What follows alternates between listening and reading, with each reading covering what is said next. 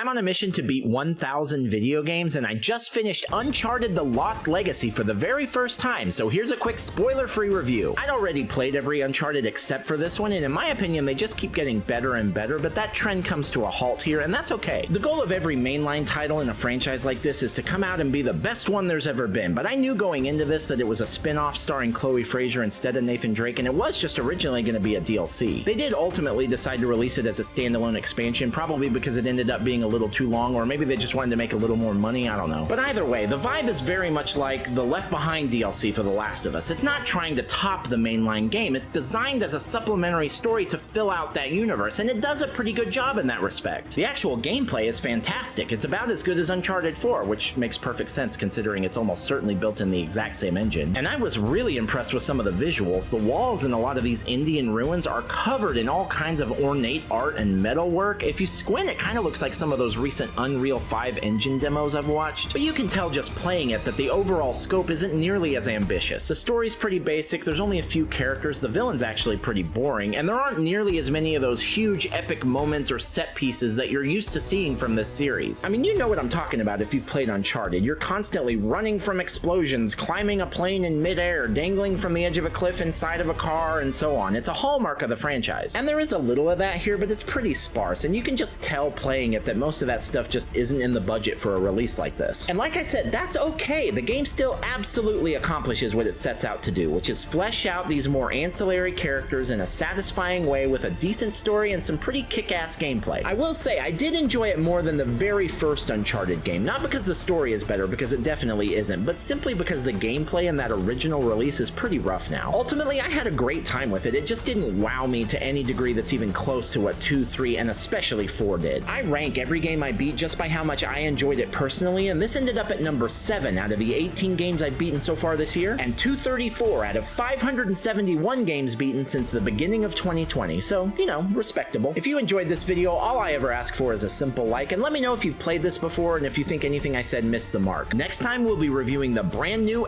Atomfall, so feel free to follow if you want to know where that game ends up on the rankings and why.